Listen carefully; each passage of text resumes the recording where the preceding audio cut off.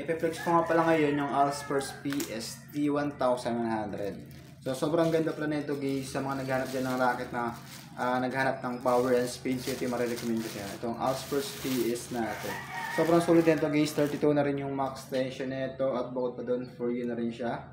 G5 na rin yung handle at head heavy na rin. Napaka-solid guys oh.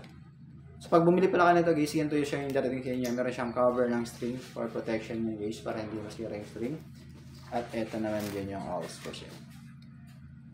Grabe guys yung design niya, sobrang panalo na. Ang ganda ng design niya tapos naka MXH cushion na rin to guys. So sound check natin to guys Titik lang muna.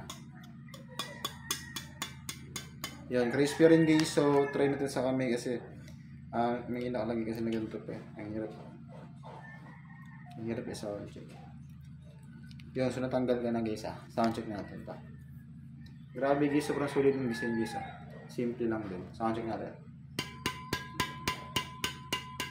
Yun, sobrang crispy pala nito guys. At ang ganda talaga ng head guys. Ayun sobrang lakas. So, siguro guys, sobrang lakas talaga nito pang smashing. Kasi sa head pa lang, head heavy talaga Literal na head heavy. Tapos carbon na rin guys Yan. So ito nga pala yung Allspurs PS natin. 32 yung max station. Kaya sa mga player dyan guys na naghanap ng power and speed, so ito yung marirecommend ko sa inyo. Ang Allspurs PS T1100. Kaya sa mga may gusto pala nito guys, nandiyan lang pala yung basket natin sa baba.